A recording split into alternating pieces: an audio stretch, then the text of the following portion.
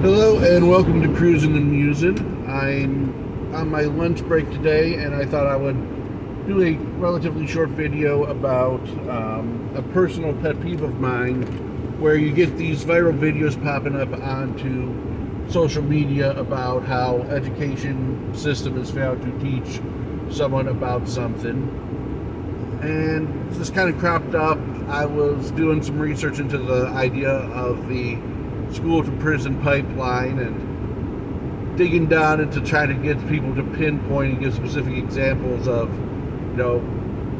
what's going on that, is not the student's own fault for when they get into the trouble that gets them into the juvenile delinquent system and then into prison.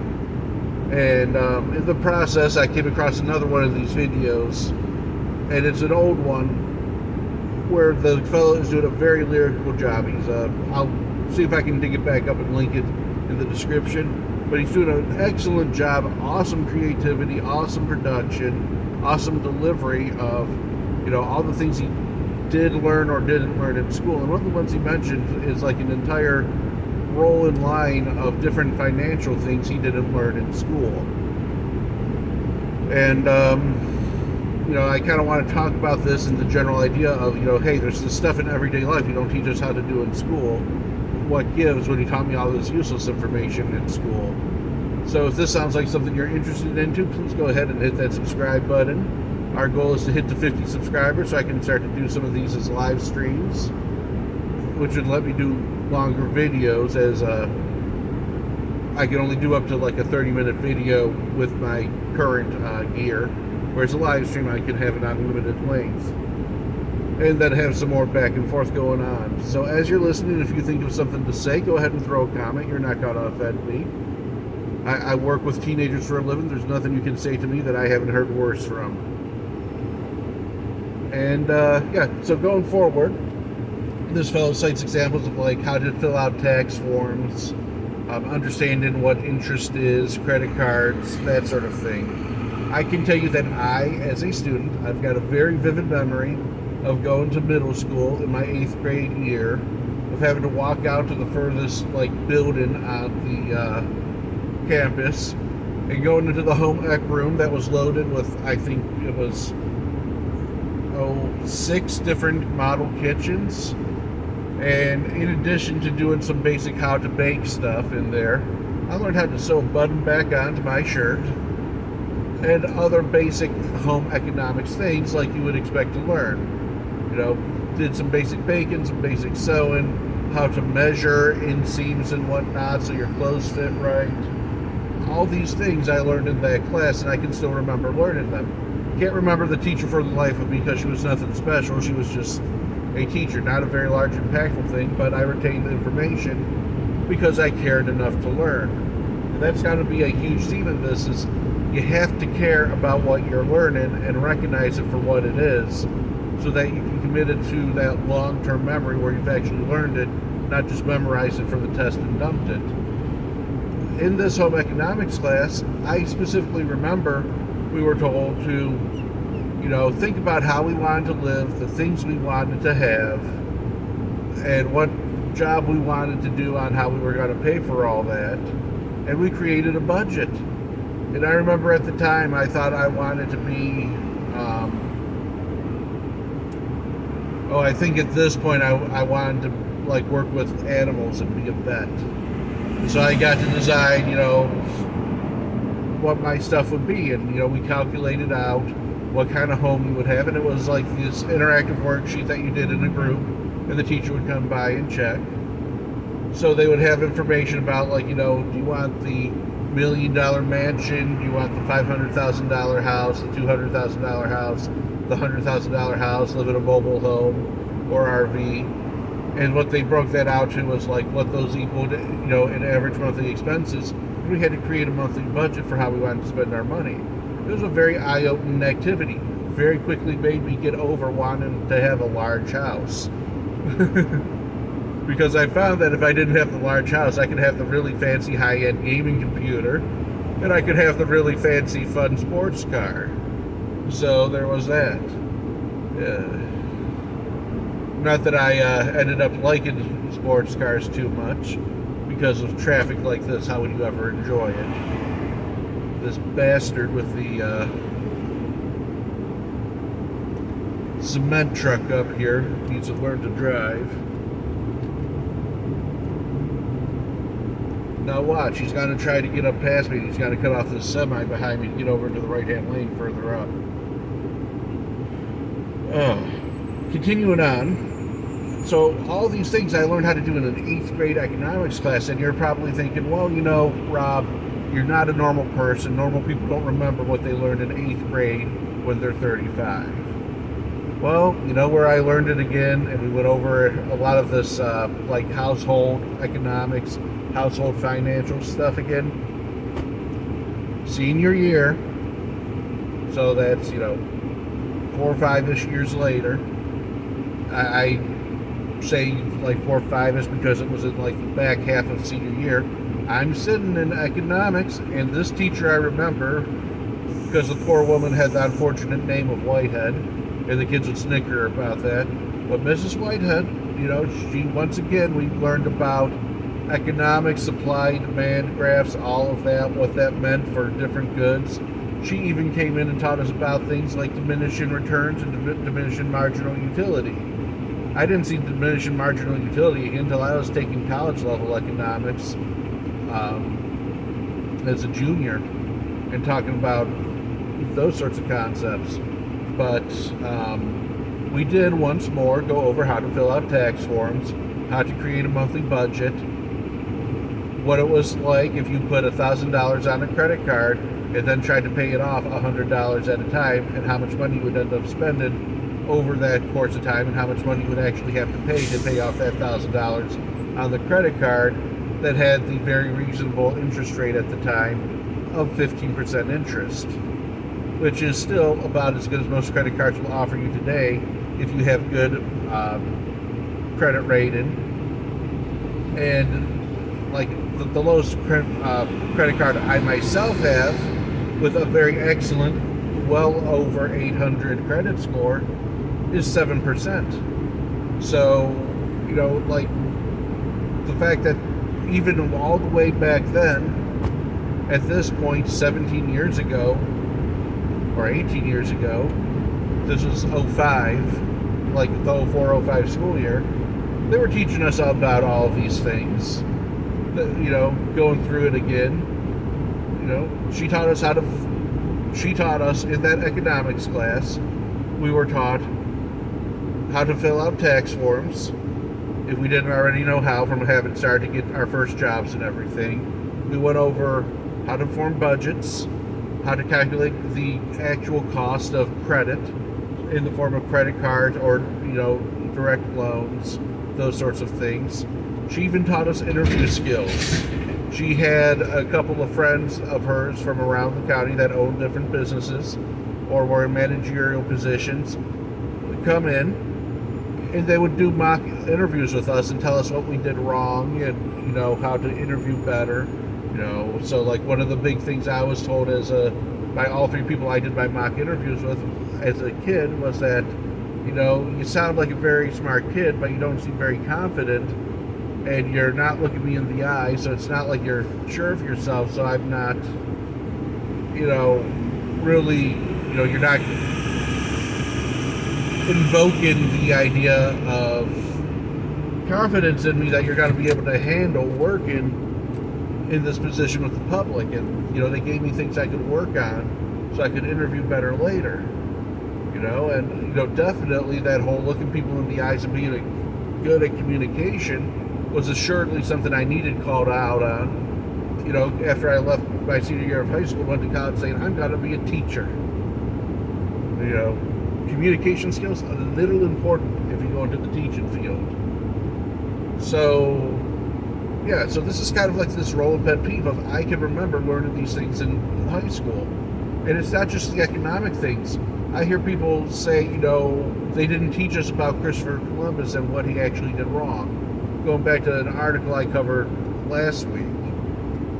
Well, no, if you are a child, we're not going to try to explain to you the horrificness of, you know, brutality that was the norm in life in the 1500s. That's just not age appropriate. But I firmly remember myself teaching world history and like the discovery 10 years ago when I first started out. I taught that, like we covered Columbus, we covered mistreatment of the indigenous people under the Spaniards and the Spanish Empire, under Columbus, and the initial issues. We didn't go into bloody detail about him chopping the hands off of Spanish people, because I myself didn't learn about that, and it sure as hell wasn't in the textbook. We covered, all the ugliness of slavery. In fact, I'm teaching U.S. history now, and I make it a point that when I'm doing my over-the-phone calls, my one-on-one conversations with those kids, I make every single one of them go over what slavery was with me, and I drive home not only that it was a horrific thing, but how much the people who were enslaved fought back and resisted, which is something a lot of people just skip over. I go through the whole idea of, people didn't just take slavery laying down. There were a number of failed slave uprisings, not just the Nate Brown one that they learned about, and that there were also people who were really trying hard to abolish slavery and help slaves. Not just, the general nonviolent abolitionists that they hear about, but, people like John Brown and the Harper Rebellion, and, further past that and more examples, because I've learned more. It's not in their text, but I'm a teacher. Part of my job is to be better informed than my students' textbook. That's why you go to school and you get that extra information in that. No one expected me to ever have to teach the idea of, I forget what the exact concept is called, but the idea that there's a certain tax rate you can hit where people will simply say, you know what, I'm not keeping enough of my money after taxes, so therefore I'm not going to work any more than X, Y, or Z, because I get this much money to get by after that point, and it's not worth it to me to continue to work more hours because my increased income isn't coming back. There's that curve where, as you start to increase tax money, you start to get less taxes back, or increase tax rates, you get less taxes back, because people refuse to work for their after-tax income at that point, so you have to lower taxes to increase your tax revenue.